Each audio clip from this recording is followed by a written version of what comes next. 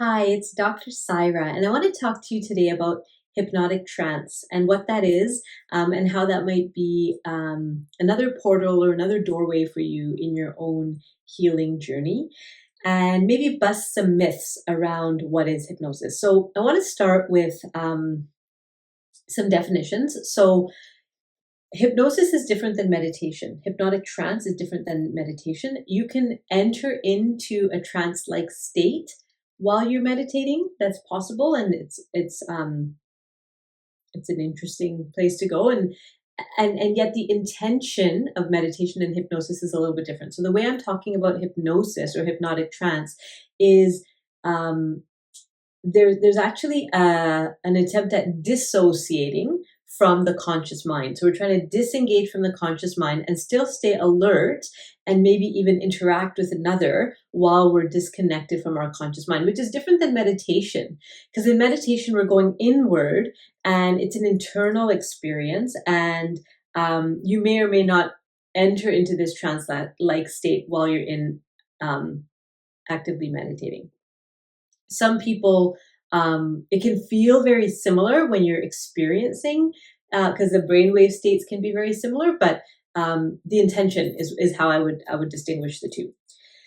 So how do we define hypnosis? There's lots of definitions out there for hypnosis. The one that I really like was taught to me by my teacher, Kaya Day. And she defines hypnosis as a lower, slower brainwave activity state where you're able to activate inner absorption, focused attention, and concentration. So this is like a trance-like state, and she defines a trance as a lower, slower brainwave activity state where you're able to activate inner absorption, focused attention, and concentration. Okay, so what is hypnosis not? And this is really important because when a lot of people, when they hear the word hypnosis, they think of those like, the stage and there's like a hypnotist and they're like making people cluck like a chicken or something. So that's not what we're talking about here. So let me tell you some things that hypnosis is not. So in hypnosis, you do not lose control. What we know from the research is that anything that you would do in a hypnotic state is something that you would already be willing to do to some degree in a conscious state. So that's why, I remember being at some sort of a festival, and there was a hypnotist and they called us onto stage, and like a few people went up on stage. Oh yeah, it was during it was during Frosh Week at university, and there's a hypnotist and they called a bunch of us on stage and we went on stage. I was one of the people. I was like, what is this hypnosis thing? I really want to try it out.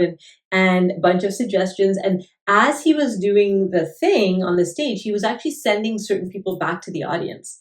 So what he was doing through the process, and you'll notice this if you pay attention with these kind of stage show things, is that the people who are more open to entering the trance-like state, those are the people that will be the focus of these shows, because not everybody is susceptible to kind of going in and going deep. And even the people who do go into a trance-like state, some of those people may not be willing to do some of the suggestions because they wouldn't have done that in their waking life. So who usually volunteers to go up on stage? People who are like, okay to be the center of attention, who might be kind of interested in this. So there's already kind of primed for it. So I want you to just kind of park that whole on the stage thing on the side for now. It is a thing, there is a phenomenon happening there, but that's not really the point of this video.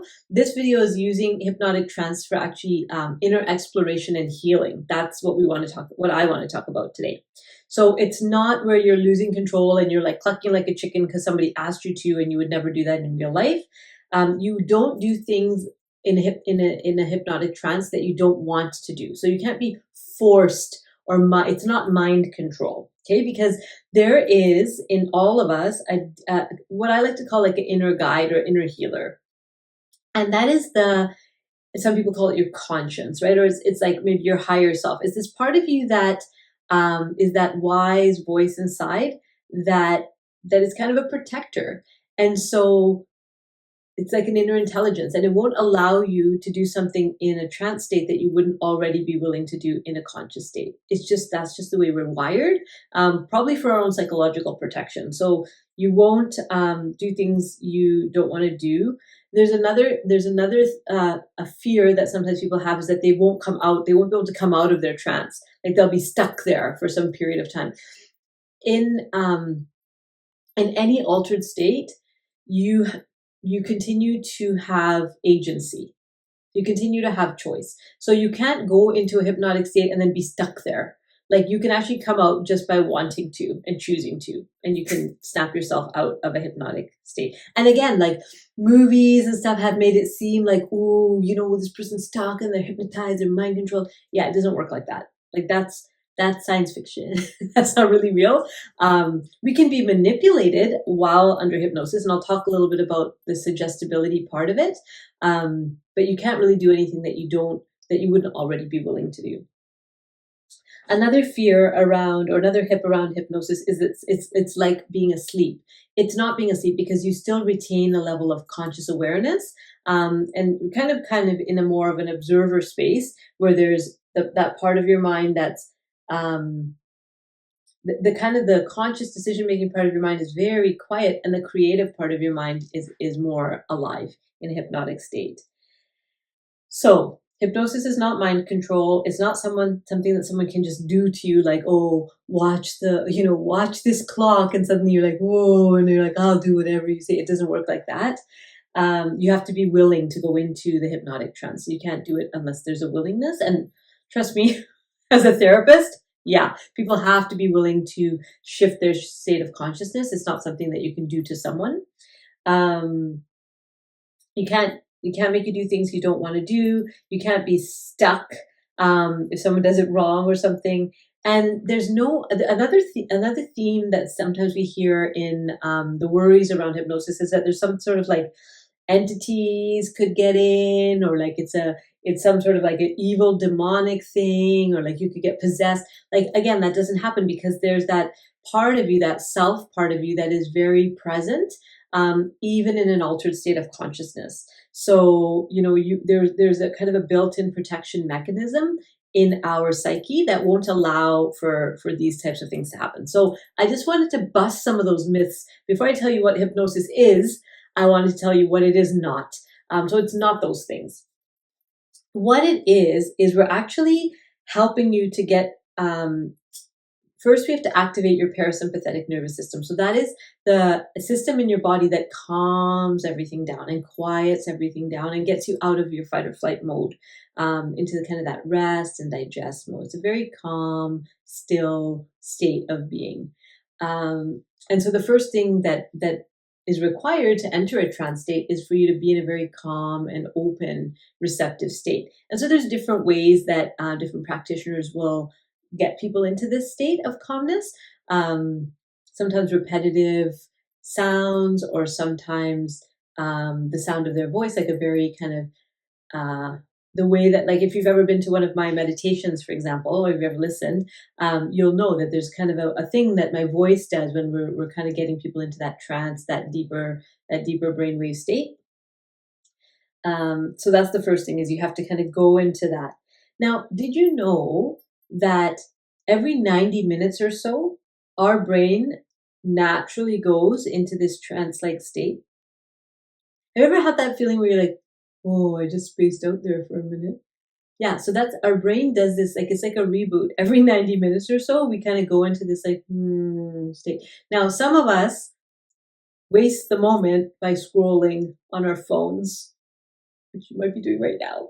But it's an opportunity. It's actually a reset, and it's a chance for the brain to just like rest, right? Just to rest. And so just be mindful that you're not kind of cluttering up that time with some mindless activity, because the brain actually needs to rest at that time. So that's something that happens. What's the purpose of going into a trance-like state? So if you look at hypnotherapy, which is using a trance state to assist people in deepening or altering their perception and awareness, we use that state so that we can bypass some of the familiar objections to change. Okay, so that's what hypnotherapy does, is it actually uses hypnosis to bypass some of those familiar objections to change that we have. And some of those might be conscious and some of those might be unconscious. We also can use in hypnotherapy, we can also go deeper into the unconscious. So all of kind of the hidden, subtle aspects of a person's identity and start to awaken certain things that they might want to access to. So that's the opportunity in hypnotherapy. How is hypnosis connected to flow? There's another interesting question. So hypnosis can, if we're somebody who's knows how to enter into a trance state regularly, you can also use that same pathway to get into a flow state. So hypnosis and a flow state also a little bit different, because flow state, you're actually doing something. There's an activity happening often. You're maybe playing music or you're in a sport or even just having a conversation with a friend, and it's often very relational and active. Whereas hypnosis can be relational, but it's generally not very active. Like when you're in a hypnotic state, your body's often very still. Because you're in that kind of very calm nervous system state. So it's, in that sense, it's different. But the pathways, if you enter into a hypnotic trance regularly, you're creating pathways to also get into flow state. The purpose of hypnotherapy is actually to use the trance state to amplify the changes that are already happening. So people often ask me, like, should I go get hypnotized? And it's like, you can have a session, like a hypnosis session with somebody who does that work, and you might find some change. You might actually find some profound, lasting change. But what's required is that you keep practicing, right? So it's not like a one and done. It can be, but generally it's, you have a session with a hypnotherapist or hypnotherapist, and maybe you have a few sessions and you kind of work through a few different things. But then the ongoing practice is going to be really important, because whatever seeds you planted in those sessions, you have to then water them, right? And it's very similar to other types of experiences of altered states. So if you go into a meditative state and you have this very like profound experience of oneness, and then you come back into your regular life and then you go yell at your kids, well, if we're all one, then you're yelling at yourself, and so that wouldn't make sense. Why would you do that, right? So it's like in our day-to-day, we want to kind of use the things that we're learning in these altered states and practice them, so that we're strengthening those pathways in our mind so we can get there faster and we can maintain that state throughout the day. So I know I've talked about a lot of things, but hopefully it busts some myths that you might have believed around hypnosis and what that is. And I'll be talking more about altered states and trance states, and how to use these states to get to growth and healing in the weeks to come.